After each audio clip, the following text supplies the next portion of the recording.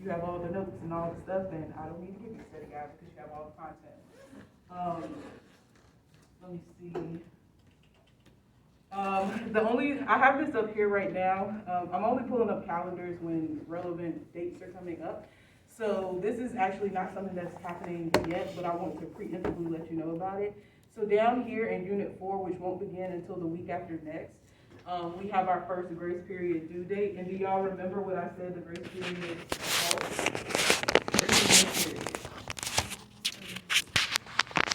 Yeah, that's right. It's my late work policy. It's called grace period, but it's my late work policy. So essentially, all of these things from units 1 through 3, well, really 1 through 2 should be done already. But you have until this date, so your first grace period due date is the 8th of April, which is the week after next, which is why I'm telling you about it now, so that you have a week to do all of this stuff that I'm telling you about. So the grace period due date means that all of the work from units 3 on back must be completed. That's your test. So test 1 would fall into that. That would be any in-class assignments. So by Monday, we'll have 3 in-class assignments that fall within that grace period. The only caveat to this, and I'm telling you this now, but I'm going to also update the due dates on Blackboard. This assignment right here, the social norms and values assignment, I'm actually going to accept this until the 14th of April, because we actually need to do the in-class assignment before I will feel comfortable with you all getting into that chart, and we're doing the chart on Monday. But once we do the chart on Monday, I still have to do some prep to give y'all some resources so that you'll be able to do the assignment, and I just don't feel comfortable having to do it in the 8th without having more time, okay? So this assignment right here is the only one for the first 3 units that I am offering. It's not really an extension per se, it's just you can't do this assignment yet, so I can't make this due. So this due date is going to be later than that grace period due date. Does that make sense? But everything else, so all the smart books, the in-class assignments, all of those things, especially this alternate need to be turned in this Friday, tomorrow, this Friday is holiday. So tomorrow I'll send out my end-of-week announcement. In that announcement, I will put a list of these are the in-class assignments. I'll put if they have an alternate so that you can go back and complete those.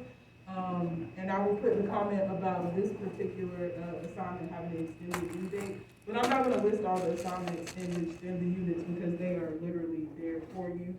So just make sure that you get those done by the 8th. And please know when the 8th comes, it will not be for me unless there are extenuating circumstances, that's asterisk. But for the most part, I'm not going to be accepting any work after that date because I'm telling you now to get that stuff in. A lot of that stuff is already past due, and I'm telling you a week before the due date. So for me, it's no reason why you shouldn't have that stuff done. Extenuating circumstances, I understand that. So are we clear on this expectation? Yes? Okay. All right. So the next thing I want to at least kind of intro you to is this GIP assignment. Like I said, we're not going to do our in-class assignment until next Monday, and before I even start chapter 5 on Monday, I'm going to do the in-class assignment, so it's going to be kind of flipped from how I do it. So Monday is like, of course you can miss classes, I understand that, but this is one of those in-class assignments. You do not want to miss this one because I can guarantee you're going to do more work if you miss that assignment that we're doing on Monday, because we're going to be doing a lot of this stuff together. So the primer for this is that, so your first assignment is the GIP social norms chart. And so what we're doing in our ICA is we're doing kind of a brainstorm for this. So you can go look at these directions. I'm actually going to post a video that kind of connects your assignments to what we're doing on Monday. So that is something I would ask you to view before you come back to class on Monday. It's a short video, but just so you understand how these things connect. So this GIP assignment, these are the directions for it. And in the chart that you're going to, I'll show you the chart next week. But in the chart, it's going to be a blank chart. And what you're going to get is there's going to be a left side and a right side. They're going to be blank, but they're different categories. So we have like food, time, dating, and marriage. And what you're going to do for each of those categories for both the U.S. side and for your country side, you're going to list social norms. I think it's 3 that the assignment asks for. So you're going to do 3 social norms.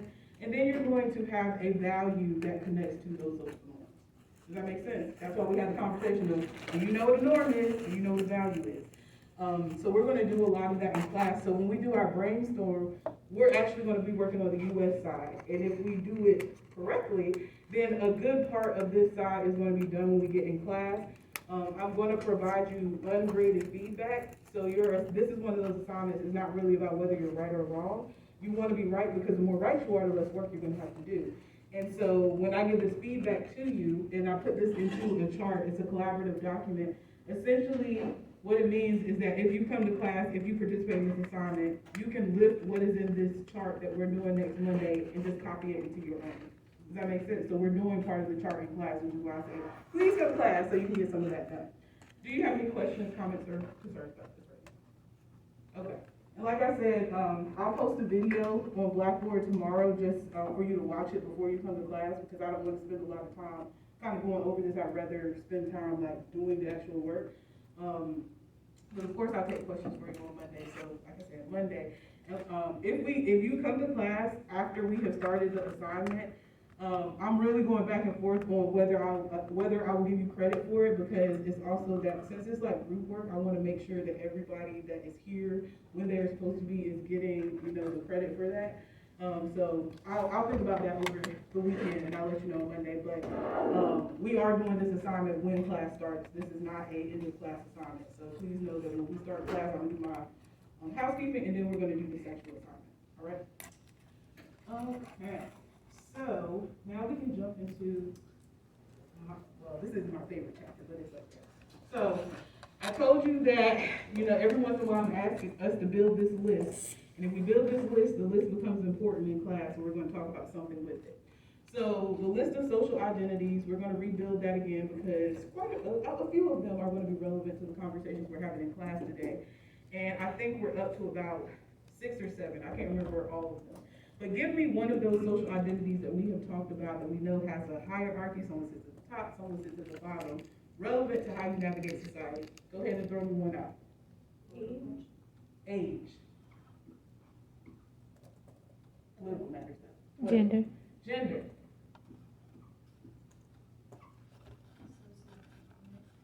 Okay. Socio status. I saw your hand first. Ability. There's at least. Religion. Religion. Sexual orientation. Sexual orientation.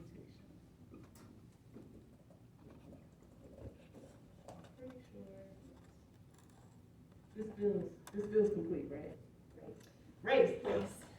How in the world did I forget that? Y'all, it wasn't me.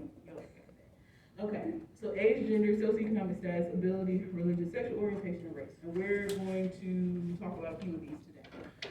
So, today's chapter is about socialization, but before I talk about socialization, we actually have to make the connection between chapter 3 to chapter 4. Like I said, all of the chapters that we're going through, they all connect. These ideas all go together.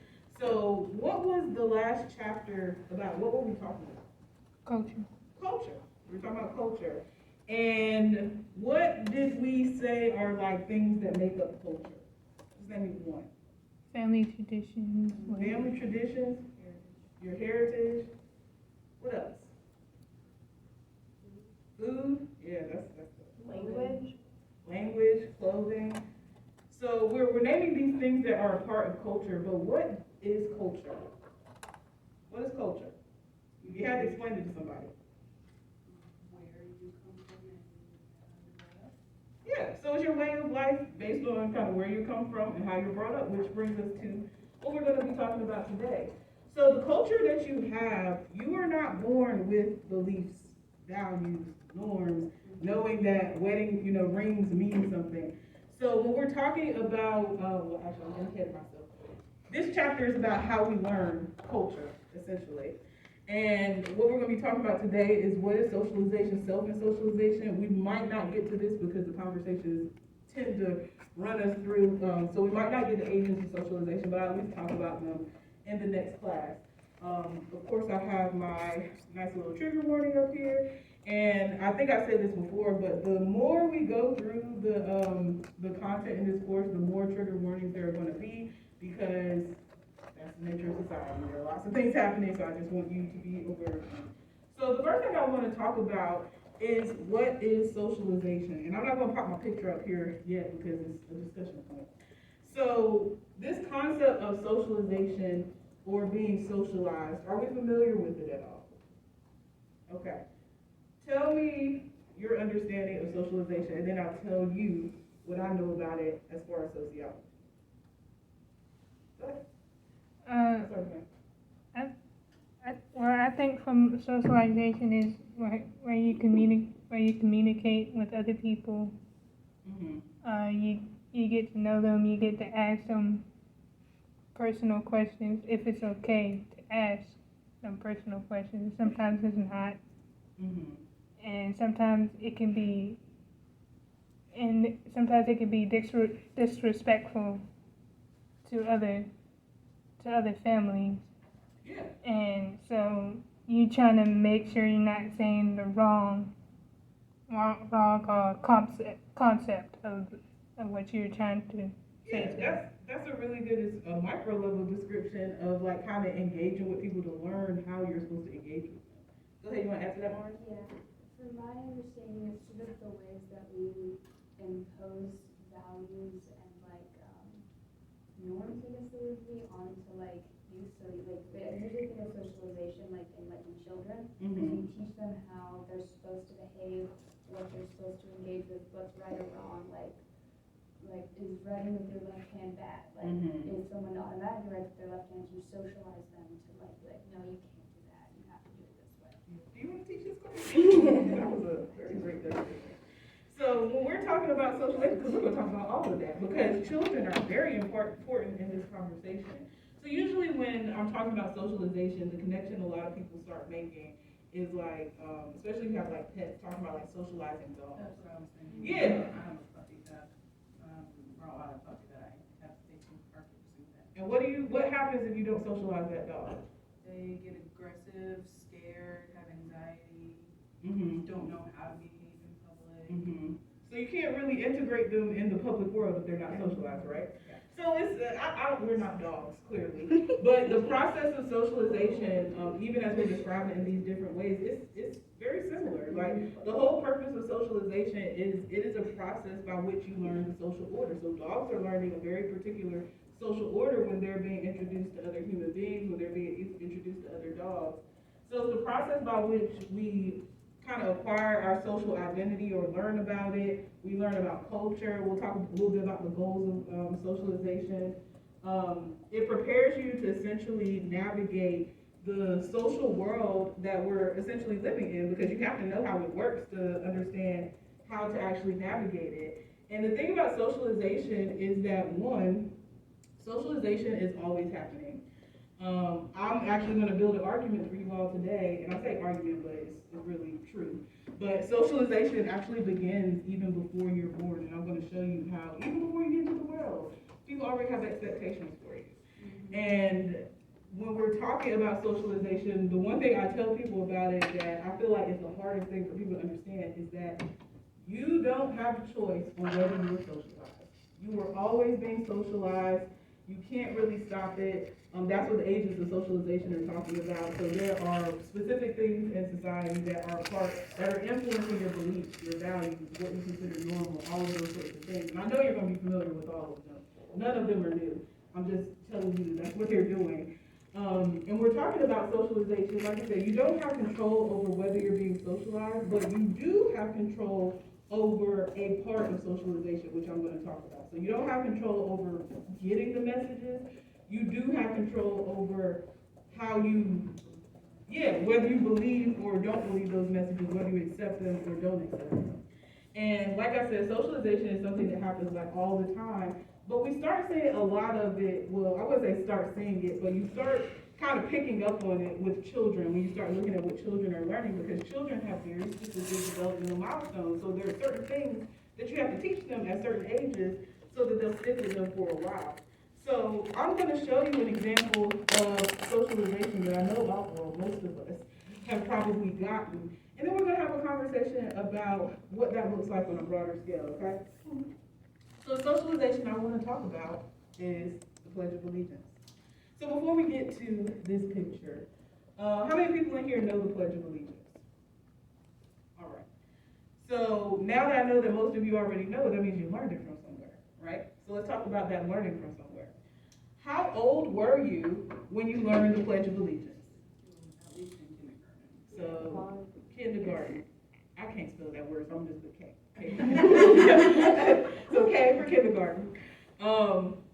Everyone kindergarten? Anyone older than this, younger than this? Like first grade. Okay, so we have first. Anyone pre-K?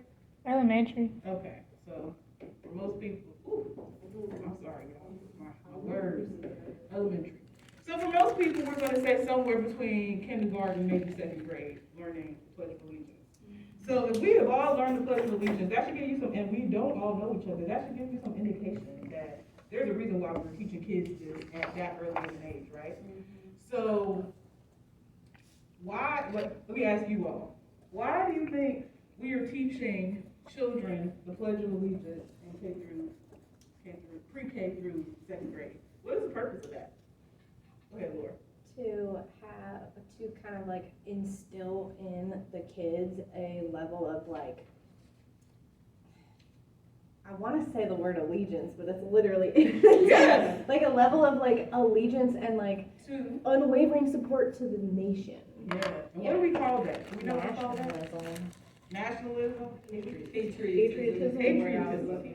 Yeah, so I would say either or Them would. into patriotism. Yeah, so patriotism.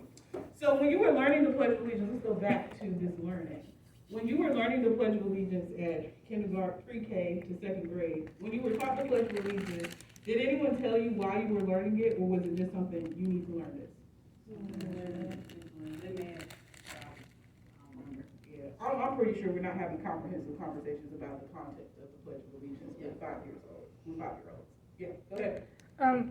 As we got older, we started realize. You're jumping ahead, so hold your thought, okay? Because we are going to talk about getting older. We're still focusing on the childhood, though, okay? So I'm gonna come back to you because I already know you about to make a good point. Go I ahead. remember kids used to get in trouble if they were seen as like not being respectful or not Mhm. doing it right or not holding their hand where they were supposed to be. And so let's fast forward. 'Cause I'm gonna get to you, Naiya. So let's fast forward. So let's say that for the rest of the semester, I have decided when we come into this classroom that before we start anything, I'm gonna do my housekeeping stuff, and then I have a flag up here, and I have decided that I want the entire class before we begin. We're gonna say the Pledge of Allegiance, and then we're gonna get started. Do you think everybody in this classroom is gonna be okay with that? If I come in and demand? There are probably gonna be some people that probably say no. Naiya, now I'll come back to you. What were you about to say, and then I'll expand. What were you about to say? What I was saying was, like, as we got older in high school, as soon as we got to high school, we still had to do the Pledge of Allegiance things every month, like every morning at 8 a.m. before class official starts. So once we still got past high school, now that we graduated, we think to ourselves, do we still have to do the Pledge of Allegiance even though we did it during our childhood and up to now? Like, do we still have to do the Pledge of Allegiance? And that is an excellent question, which leads me into the next part. So we just said, like, you all just let me know that there are probably going to be lots of people in the classroom that are going to be like, no, I'm not doing the Pledge of Allegiance. So what has changed from this point, this elementary age, up until now that would make y'all refuse my very reasonable request to come in and do the Pledge of Allegiance every day before class? What has changed between now and then? Well, as you get older, you start to observe more of the world around you and understand different things and absorb different things, and it can change your perspective. I know in high school, there was like a whole big issue back when I was going to school, and that was in like 2009, about like a bunch of different students sitting out during the Pledge of Allegiance, and it was like this whole riot about it. Oh yeah, we're gonna explore that, but I saw your hand up there. Yeah, people develop opinions on the actual meaning of the Pledge of Allegiance. Yeah. So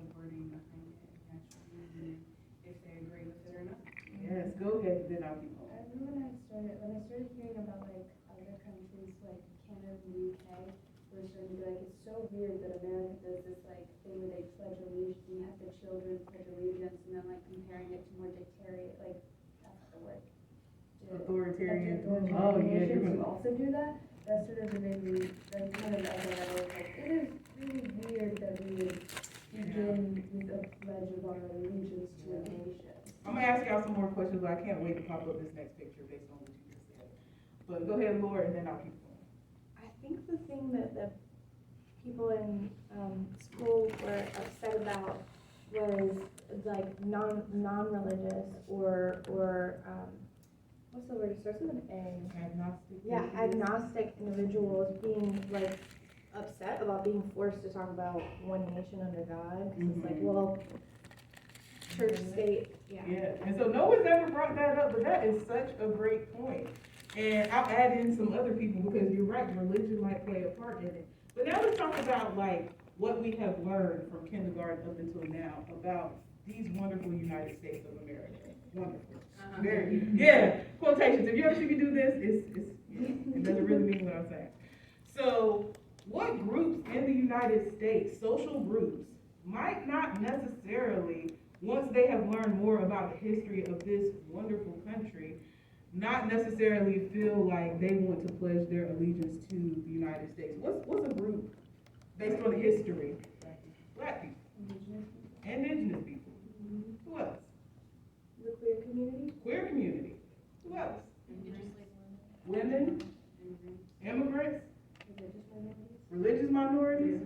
So, and all of these are all these groups that you're naming, we know that there's, all these groups that we're naming, I didn't even think about that, I'm like, I wasn't even here, but I'm like, yes. And all of these groups that we're naming, we've learned more about in our, like, maybe through education, maybe through your families, maybe through observations that you're making. And to your point, we are getting different opinions, perspectives, informed perspectives that we didn't have at 5 years old. And so these groups of people, once they start learning about the United States, they may not be okay with doing, the Pledge of Allegiance, even though the point of it is to instill patriotism. So that's a rejection. So when people are starting to not do the Pledge of Allegiance, the reason why there's so much pushback is because it's a rejection of a value in the United States. Patriotism is absolutely a value in the United States, and I'll show you how we know this. We have holidays related to this particular value of patriotism. Tell me about a patriotic holiday that you're familiar with. Memorial Day. Independence Day, Flag Day, President's Day. Yeah, we love America, right? We have a lot of holidays, and then when people don't want to say the Pledge of Allegiance, or another really big one that's popped up within a few years, Colin Kaepernick, not wanting to stand for the national anthem. It's the same thing. So the idea of like not respecting this is you are disrespecting this society. And so that's how we know that this is a value, because we see it showing up in different places, right? And so I'll give this caveat, because I always give a caveat beforehand, but Mark has already kind of set us up for this. So this picture I'm about to show is not saying that the United States is exactly like this place, but socialization is socialization is socialization, okay? And you'll understand why I'm saying that when I talk this. We are going to talk about children in Nazi Germany. And so what I'm about to do is I'm actually going to read a excerpt for you from a book called School for Barbarians, Education Under the Nazis, to kind of talk about what life looked like for these children in Nazi Germany, okay? And I'm going to, this is a Holocaust, so it's talking about Hitler, so I'm going to not say all the stuff in here because it can be very offensive, but I'm sure you can fill in the blanks of what I'm skipping, all right? So every child says this phrase, praising Hitler, from 50 to 150 times a day, immeasurably more often than old neutral greetings. The formula is required by law. If you meet a friend on the way to school, you say it. Study periods are open and closed with this phrase, says the postman, the streetcar conductor, the girl who sells you notebooks at the stationery store, and if your parents' first words when you come home for lunch are not this Hitler phrase, they have been guilty of a punishable offense and can be denounced. Officially, when you say this phrase, the words are accompanied with the Nazi salute. That's the only way I know how to describe it. Yeah, that one. But an unofficial greeting among equals That's irrelevant. This Hitler greeting, this German greeting, was repeated countless times from morning to bedtime and spent the whole day. Doesn't that sound familiar? Your pledging your allegiance to kind of this political idea, this political feeling. And so when we're talking about children in Nazi Germany, do you think that those? Okay. What was that? Yeah. Okay. Yeah. And so when we're talking about these children in Nazi Germany, because remember I said socialization is about the social order of society. Nazism was the social order of this society. That was the norm. Does that make sense?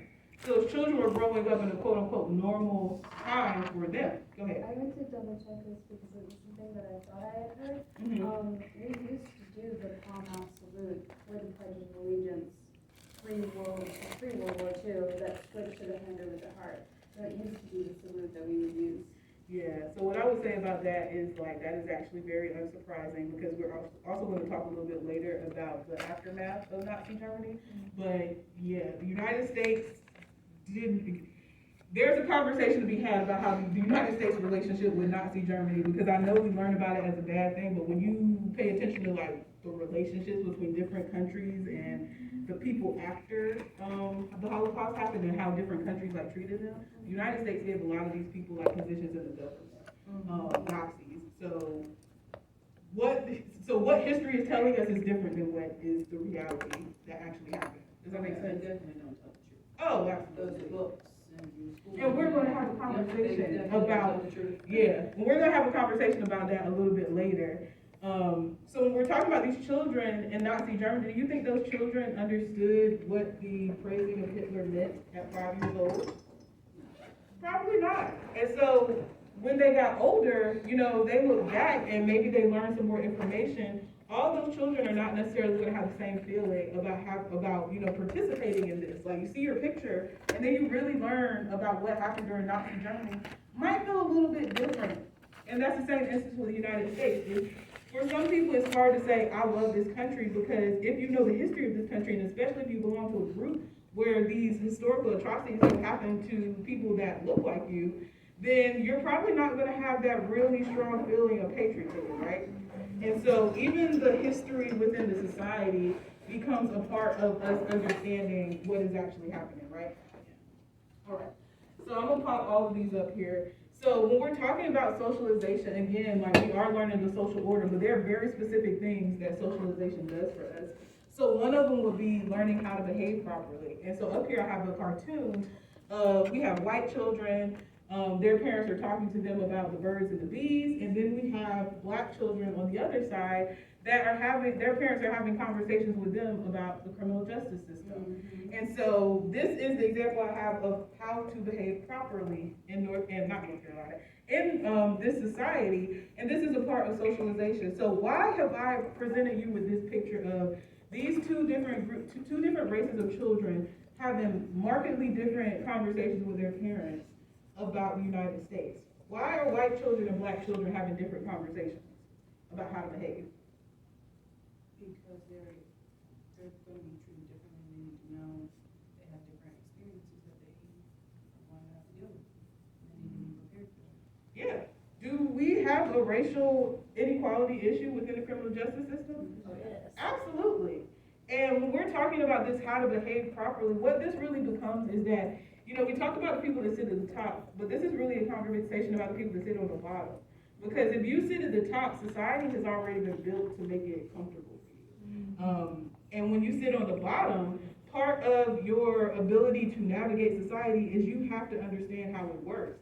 So we know that there is a racial inequality issue within the criminal justice system. We also know that black people have statistically higher contact with law enforcement than other groups of people, and it tends to be more violent than it is with other groups of people. So that conversation that black parents are having with their children, that's a conversation about safety. That's a conversation about how do I navigate this society to make sure that I'm okay. It might be something as simple as, this is what you need to do when you get pulled over by the police. These are real conversations that happen with children. Yeah, keep your hands where you can see them. Yeah, these are real conversations because people get killed over these things. And I know that's like going far, but like this is a real thing that is happening.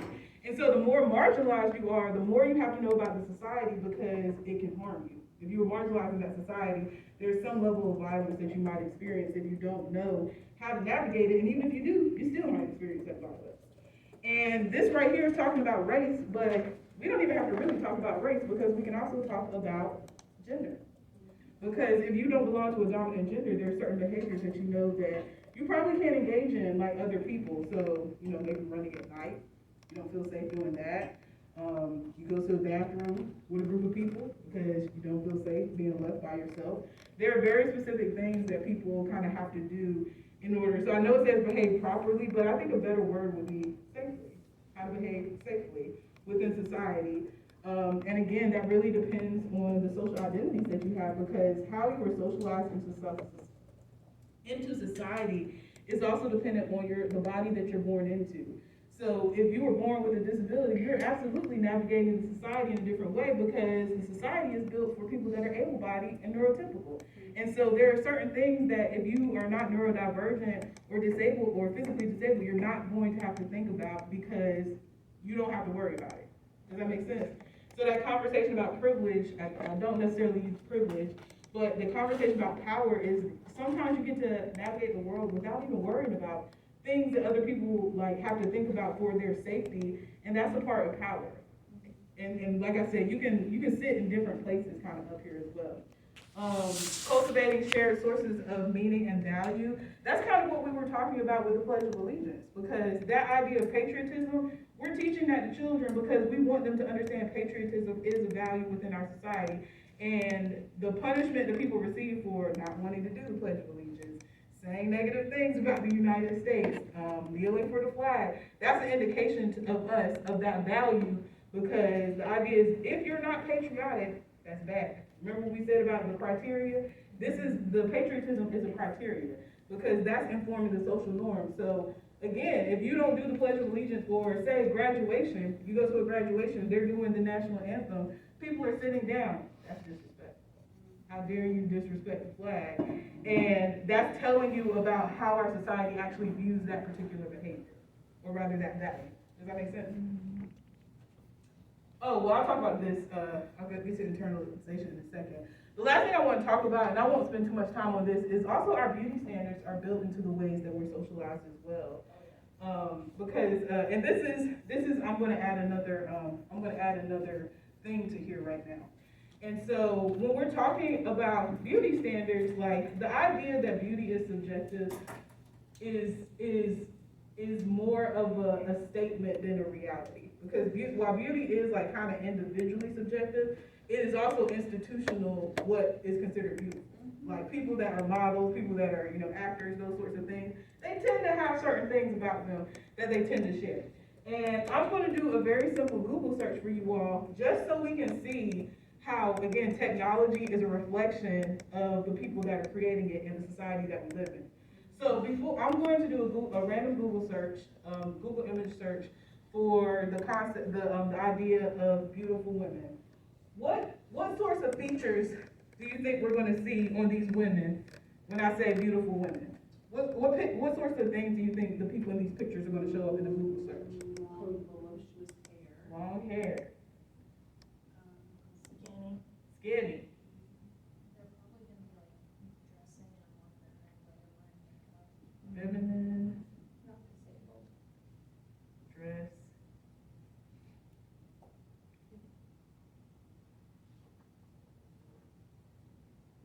Anything else? White or Probably mostly white. Put white, slash light skin. Mm-hmm. All right, I think this is a nice little list. It's like I said, Young. and young. Ooh, that's good. So I'm gonna do this, like I said, this little Google search real quick, just so we can see. And I'm gonna take this one off just so we can do it. Let's do beautiful women. Let's look at these images.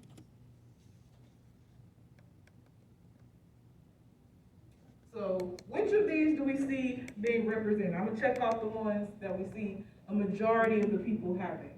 Do a majority of these people have long hair? Yes. Are a majority of them thin? Yes. All of them. Yes. Are they all wearing makeup or presented in a very feminine way? Yes. Do they have any visible disabilities? Are a majority of them white or light here? Are a majority of them young? Look at that. How in the world could y'all have known this before I pulled up this Google search? And that's really kind of showing us that beauty isn't necessarily subjective, because again, this is a random Google search. So I didn't just put all of these together. Go ahead. I also just like reading these, like the lines on there. It'll say beautiful black women, but for the non-black women, it just says beautiful women. Yes, that is such a nice thing to catch, because And blonde hair and blue eyes. Yes. And so when people are talking about, even when you talk about beauty, beauty is a reflection of power within society. And so I'm going to go ahead and give you this this is the last one I can think of to add to the list, is body type. Does that make sense? Body type is also a social identity, because there is absolutely a hierarchy in how people are treated based on the body that they inhabit. Does that make sense? And so when we're talking about these beauty standards, like I said, beauty is a reflection of who has power. And so when, if I had, like, this was a longer class, I would do more. But even when people are talking about like their dating preferences, what I like to tell people is that preferences do not happen in a vacuum. That's a part of kind of socialization. You didn't just come up with these things. You didn't just decide, you know, that these things are beautiful or not beautiful to you. Because if your ideal person matches up with being like thin, feminine, white, light-skinned, young, not having a disability, that's literally a reproduction of the social order of our society. Because those are all the groups that have more power. Does that make sense? So even when we start talking about beauty, part of being socialized into our beauty standards, it has to do with what you're seeing all the time. When you're seeing movies, when you're reading books, like how people are presented in a lot of these places. And, you know, most of these people are famous for something. They're models, they're actresses. We don't see any really regular, everyday person up here, do we? So wealth is also a part of attractiveness. Even though, and that could be, you have more money to spend on these beauty rituals that somebody else doesn't. Surgeries, you know, makeup, all of those sorts of things. Like, these people are spending sometimes thousands of dollars to look the way they look, because they don't look like this all the time. But this is the ideal that people are essentially expected to ascribe to. And the actual name for this would be Eurocentric beauty standards, because remember, your culture within your country is closely tied to who colonized that country, if you're living in the country that's been colonized. So a lot of the beauty standards that we're seeing right here, these are European beauty standards, because, and even when you go into like individual like ethnic or racial groups, the beauty standards look different, because in the black community, these are not necessarily the beauty standards, but at the same time, people are expected to meet the dominant beauty standards. Does that make sense? So when you start talking to different groups of people, it's going to look a little bit different. All right. So the next thing I want to talk about is internalization, because I told you, you don't have a choice on whether you are being socialized, but you do have a choice on whether you accept that message or reject it. If you ever heard someone say that they heard the concepts of like internalized racism, internalized sexism, those sorts of things, what this is essentially saying is that if you have internalization is essentially saying that the socialization process has worked, because now you can self-regulate, because if you start believing that the social order of society is something that is natural, innate, that's just the way that it's supposed to be, socialization worked. Because now you don't have to have external factors to regulate and make sure that you are behaving in the way that you were supposed to, because if you already believe that stuff is true, you're going to regulate yourself. And of course, even if you aren't regulating yourself, we'll talk about in a later chapter, there are outside things where if you're not doing what you're supposed to do, there are outside things that can make sure, Make sure you get in line. So you can do it internally, or there might be some outside factor that's going to make sure that you get that under control. Like I said, we'll talk about that in a later chapter. And so internalization is really about whether you accept or reject the social order of society. So to give us kind of an example of this rejection or acceptance of the social order of society, we're going to watch a clip of White Swap. And this is qualitative data, just so y'all know, it's a social experiment. How many people are familiar with the show White Swap? Okay, good. So if you're not familiar with wife swap is essentially a social experiment when we have two families, typically very polar opposites in their ideologies, how their family households run. You switch the wives to another household. They are expected to live by the rules of the household they are visiting for whatever amount of days, and then they get to rewrite the rules for that household to run the way that theirs does. Does that make sense? So we're gonna watch a short clip of these two households, and what I want you to be thinking about as we're watching this are how are the norms, values, and different beliefs that are internalized in these two families, how are they different? Because we know that they're gonna be different, hence the polarizing part.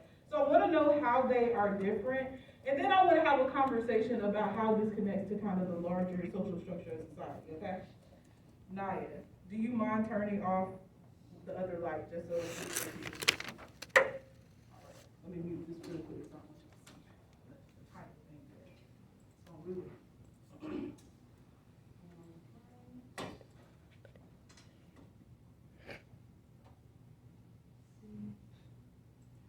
Oh, and before I play this, there is language in here. Y'all are adults. I'm sure you've heard words outside of class.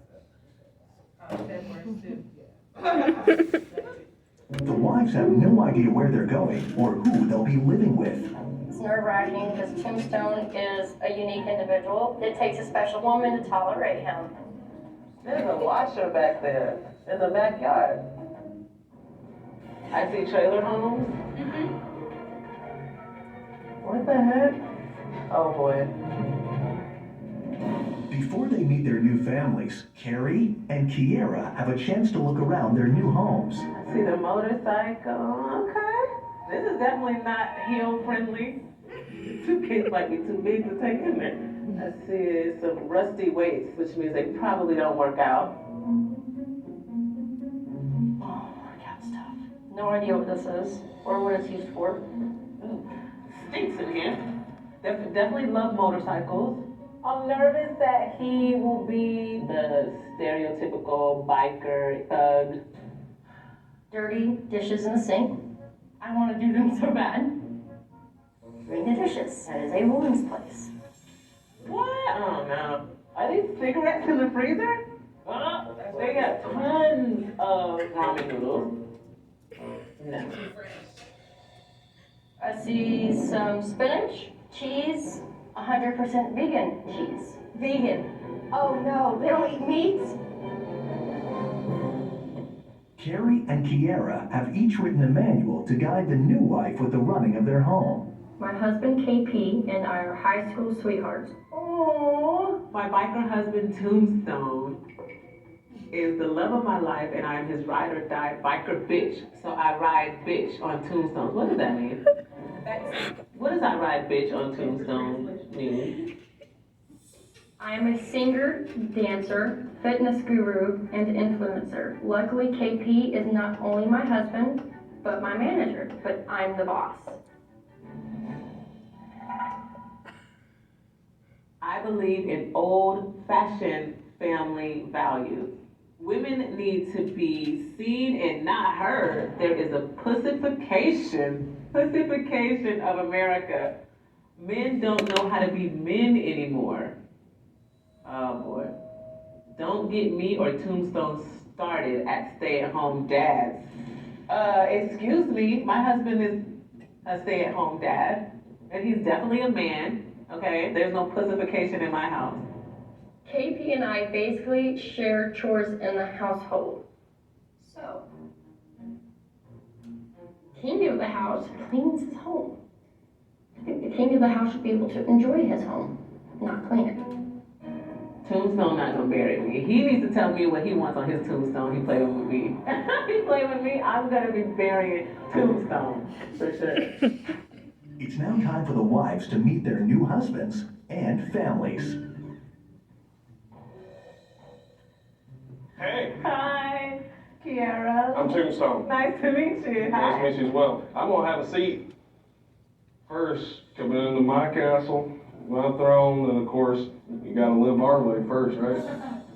So you believe in women not being heard, being seen and not heard? So, I mean, that's more or less the rules of the house. Hi. What's your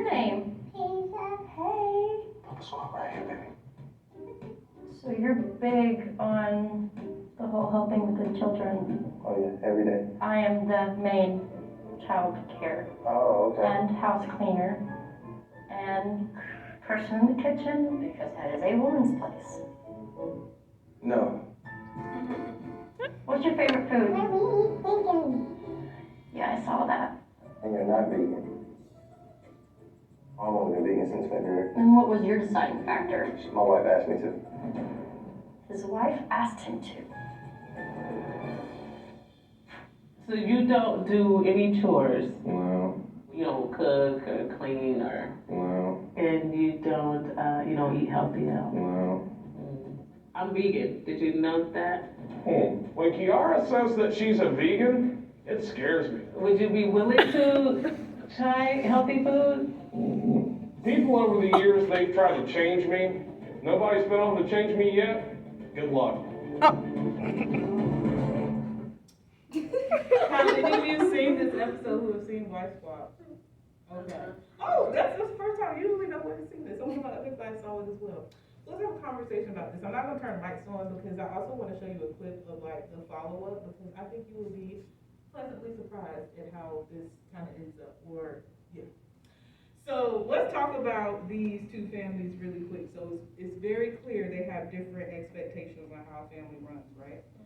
Which of, actually, should probably pull up a picture just so you can kind of tell the difference. So someone, yeah, now the faces make sense. So someone give me an example from this video of how these families ran and how it was different.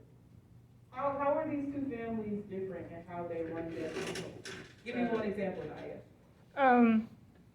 The black lady, she's vegan, and so that means she can't eat meat. So she has to eat healthy food. Yeah. What about the other family? The white lady right here on this side, she eats meat. And so she never tried to eat healthy food. The man don't cook or clean. The woman does all the cooking and cleaning. But it's supposed to be a 50-50 for both of the parents. We'll have a conversation about that 50-50 in a second, okay? Go ahead, Lori, you want to add to that? Yeah, the woman on the left is the primary income earner for the family, whereas the woman on the right is stay at home. She's a different kind of labor, unpaid, but still labor. Yeah. But I think that also is like something that's different, and it's like get out and work and do things and have the dad stay at home, and then literally the complete opposite in other households. Yeah, so before I get a little bit further into this, of these two families, and before I ask you this question, the preface to this isn't about your personal opinion right now. This is about how we know society actually functions and the ways that people are typically socialized. We know that there are different sorts of family structures. So when we're talking about the quote-unquote norm of what family is and the norm of what people are supposed to do within those families, which of these two families will be the quote-unquote traditional mainstream family within the U.S.? Mainstream is the women take care of the house and the kids. Yeah. Whether they work or not. Yeah. So this Normal is society. Yeah, this is the and again I use normal not to say that yeah, this is the norm expectation that the man goes to work, makes the money, the woman stays home, does all of that domestic work. So domestic is talking about anything done within the house. And over here, we would call this more of an egalitarian family style because we have more of that 50-50 split. And this is actually not the norm. Like, even though this is more equitable when we're talking about like the division of labor, this is not the norm in how our society actually functions, right?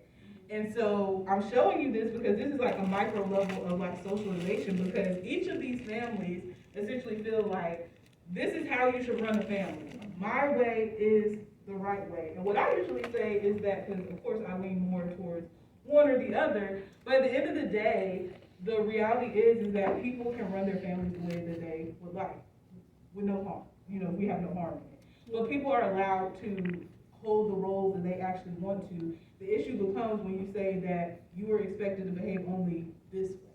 And if you do not do this way, then that is wrong. And both of them kind of felt like both of their households were being run the wrong way, right? They were having very, very heavy judgments about what was actually happening in there.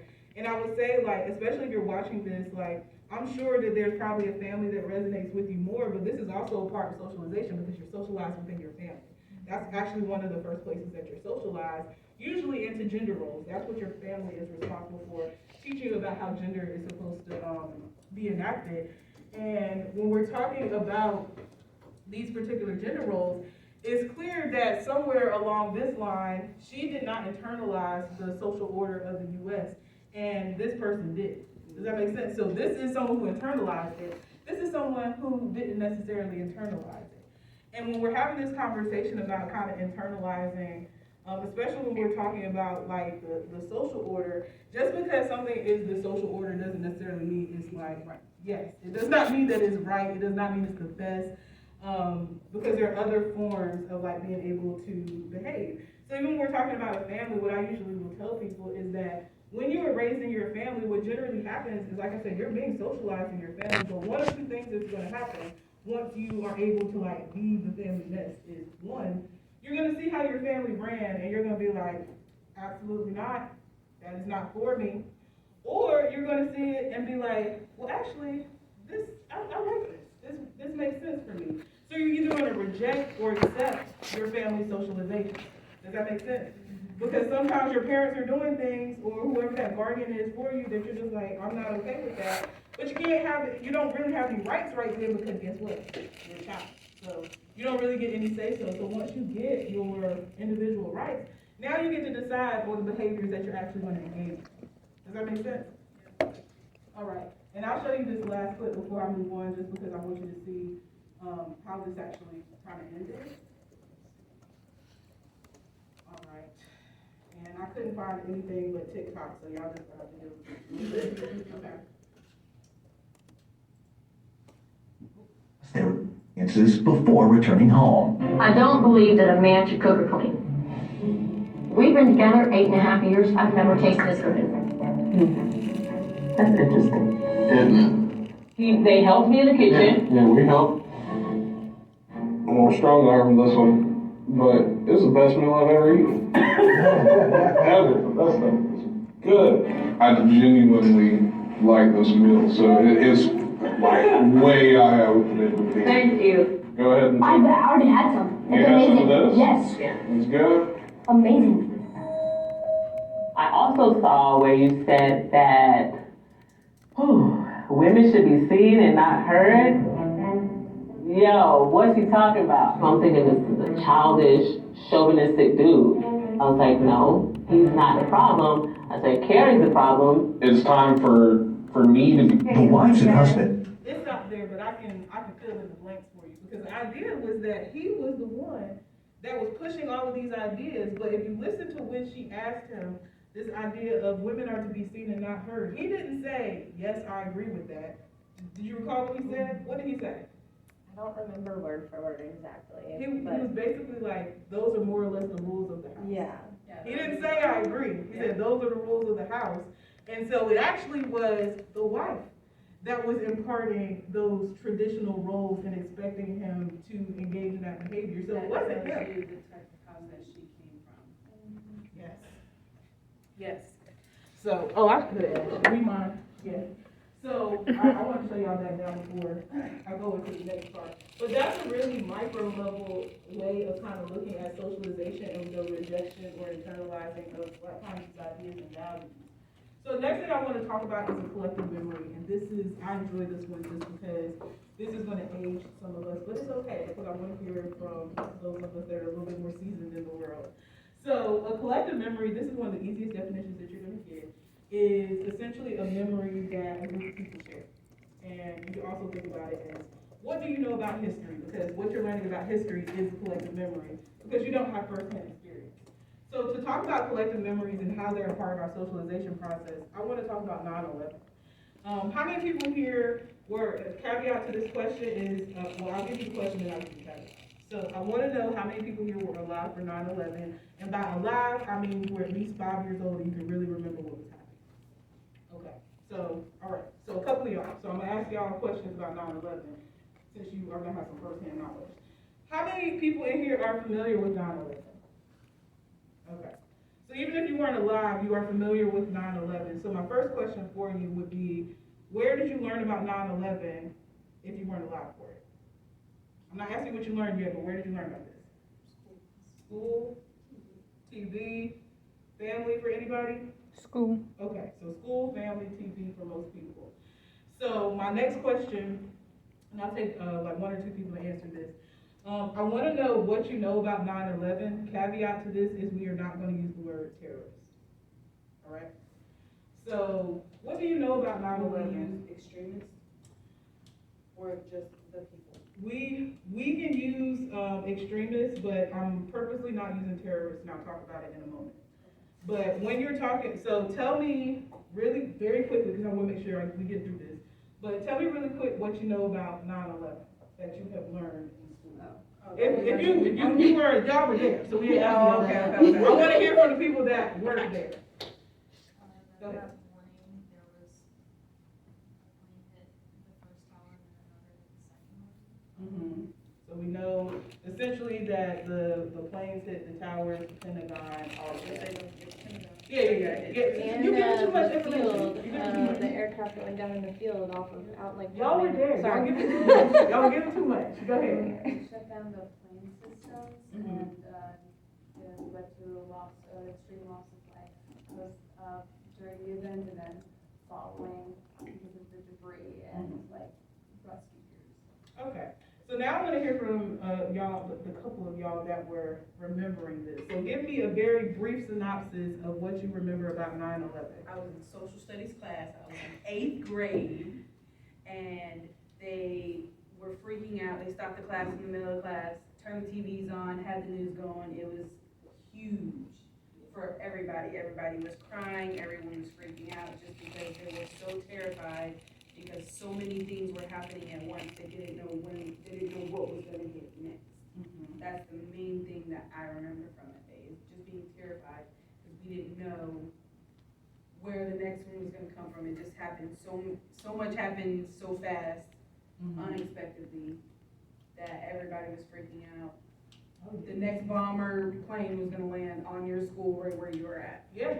And I was in Florida, I was nowhere near. I was going to ask what state you were in. So you were in Florida. What state were you in and didn't tell me? I was in Ohio, and we were in school, and my teacher, her son was a New York firefighter, and we were in class, and they turned on the TV. Someone came running down the hall, like, turn on the TV, and they turned on the TV, and we all just watched. It was right after the first plane hit, and there was smoke billowing, and then the second plane came through and hit, and then we watched the collapse of the tower. And I remember also some footage of them cutting to George Bush. He was pulled out from whatever he was doing at a school, I think. And then everybody got sent home. And shortly after my stepdad got deployed, so it was a crazy time. Yeah. There was also all of this stuff about I think our there are Cold War sirens up there that they use as weather alert systems now, and so those were going off, and then which was really scary. And sometime after that, we had a long break from school. We just did not go to school for several days. Yeah, I too was in the 8th grade when this happened, and they too turned on the TV for us to watch it, and I do remember watching the planes hit, and this was live TV, so you could see people jumping out of the building. That's one thing I definitively remember about seeing. And like I said, we're young. We don't know politics. We don't really understand. That's why it mattered to us. Yeah, but it's clear it's one of those very formative memories, and that we have, just because when you're living through history, it doesn't feel like you're living through history. But now that we can look years and years back, it becomes kind of obvious. So I want to talk now about how we're remembering these events, and y'all are probably going to remember some of these things. Yeah, go ahead. I remember hearing that when there were some people that when the first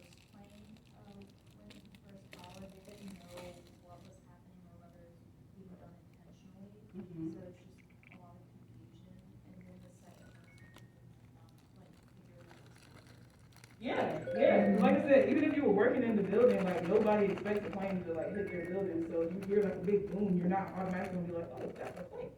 So it was a very, kind of unexpected thing, and it changed a lot, and we're gonna talk about some of those changes. So when we're talking about 9/11, this is a thing that people say a lot, to never forget. So when we're talking about 9/11, who are we to never forget with 9/11 when we're doing these memorials?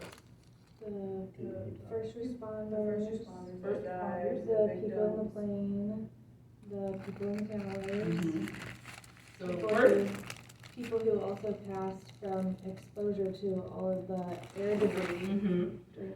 So the people that were exposed to the toxins, the people that were in the tower that died, the first responders, the people that were on the plane.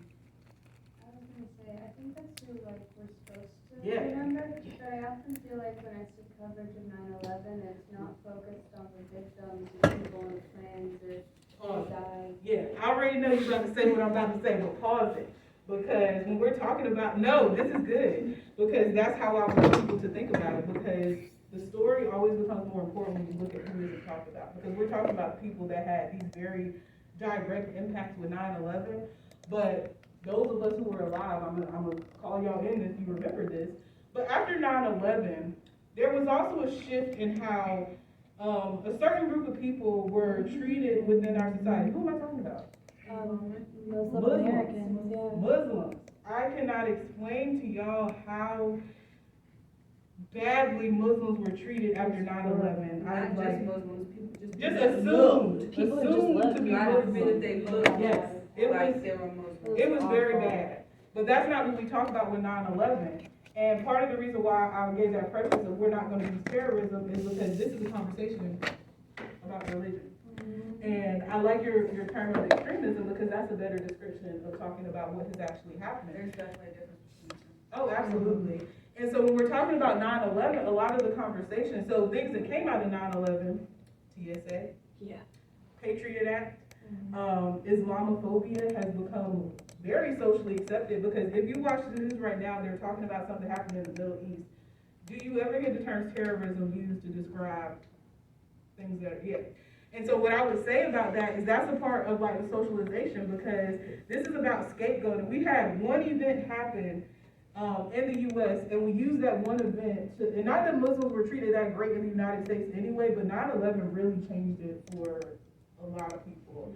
And the way that Muslims were treated after that is just like so bad, so much so that we still see it today because you can literally turn on the news, whether you are conservative or progressive, you're going to see negative talk about people that are Muslim. It doesn't matter. That's how normal it is. And the reality is, especially when we're tying into religion and this idea that Muslim or Islam is related to terrorism, first of all, what I'm going to say is there is no truth in that. That is a myth. It is actually a very racist myth.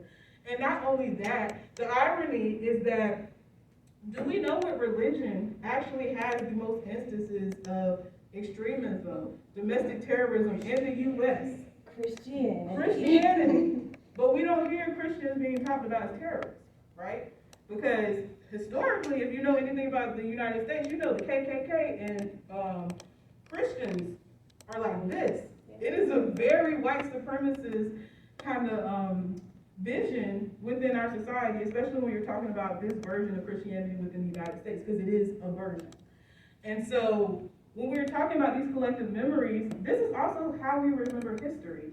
That's a part of your collective memory because, of course, the United States isn't going to want to tell you to never forget. We were actually heavily discriminating against Muslim people after 9/11, and we actually codified that into law in a lot of places because right here I have a picture of protests that were happening in New York maybe a year or so after 9/11 because they were legally allowed to surveil mosques. They were legally allowed to discriminate against anyone that they thought was Muslim, so the racial profiling became a really big thing. But when you hear about 9/11, have you heard about that? That's one of those things where you kind of had to be there to know that it was happening, or someone has to tell you that that was happening. But that's something I definitively remember about 9/11 because I knew nothing about religion really, but I knew that they were treating these groups of people that they assumed to be of this religion like poorly. So that's how I was introduced to this particular religion, was based on 9/11. Does that make sense? So even the history that you're getting in your schools, that's a part of the social order. And so we have a religious hierarchy within our society, and so the ways that we are taught about things is going to be a part of us remembering. Think back to when we were in chapter 2 talking about those unethical experiments. I gave you all different things about these unethical experiments, but if we only read a particular perspective, so the Johns Hopkins one or the one from Saul Krugman, we wouldn't know that those experiments were unethical, would we? You would have to go read something else to find out that that was happening. That's how your collective memories can be a part of socialization, because if you weren't there, you're dependent on somebody else's secondhand knowledge to tell you what was happening.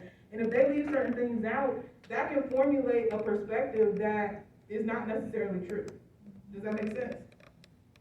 All right.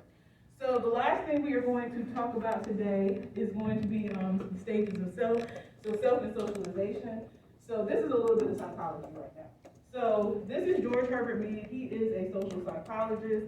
He is best known for kind of talking about how socialization works on kind of an individual level, because not to get like too far into it, but yourself as a person, as a social object, that's something that you have to develop. And so George Herbert Mead, a lot of his work was really around like childhood and those developmental stages with children, and kind of talking about how like children really can't have a self until they, one, have a facility for language. So you have to have language to kind of be able to take yourself as a social object. And by social object, I mean that you can put yourself in another person's shoes. So you can consider how your behavior is impacting somebody else, because in order to be a good citizen in the world, you need to be considerate of how your actions are impacting other people.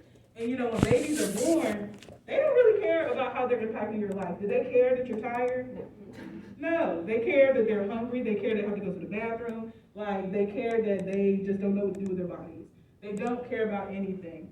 And it isn't until they start getting older and start getting language that they can start, you know, actually considering like, oh, when I do this, this is the impact of that. Like, they can start kind of reasoning, having this sort of logic. And so that's where we're really learning empathy. And so empathy isn't something that people are naturally born with. It's actually something that you don't have to teach it to everybody. Some people will, you know, kind of go along that line and kind of understand it. But you do have to teach empathy to children at a certain extent, because children are not there to care about their children. Yeah, like they don't have filters. Like, if you've been around children, you know that if they think it's coming out. Yeah, so you have to teach them these sorts of things. You're essentially not born with it. But before I get to these stages of self, I told you that I would tell you about how we were socialized before we were even born. And to talk about that, I'm going to use gender reveals. How many people in here are familiar with or have been to a gender reveal? All right, so let's talk about gender reveals, and we're going to do a fake one right now, okay? So I have a cake. I have cut this cake open. Cake is pink. What assumptions do we start making about that child? It's a girl. It's a girl. We now have a girl child. What do we assume about girl child? She's pink and she's gonna want frilly dolls and kitchen toys and little tiny vacuums to play with. Yeah. Oh, y'all must have met this child already. You already know her so well. So let's say we have that same cake, we cut it open, and the cake comes out blue. What assumptions do we now have about child? It's a boy. It's a boy. What about boy child? He likes cars, and he likes trucks, and he's gonna play in mud. Yeah. No, not all boys.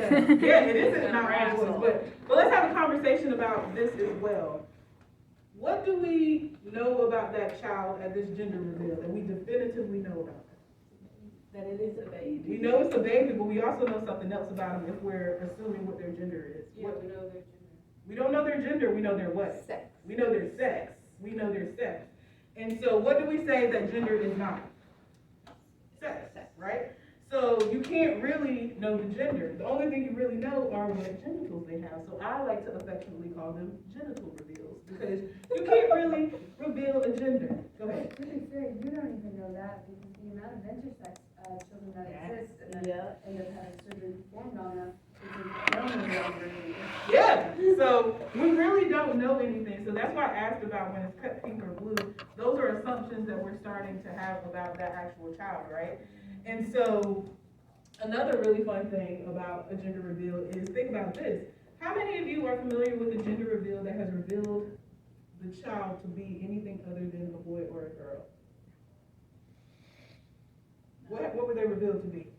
They were revealed to be a child. Someone else said that. They were like, yes, they revealed it as a baby. Yeah. I was like, okay, so we'll go with that. But as far as like gender, have you ever seen a child represented as any other gender outside of girl and boy in gender reveal?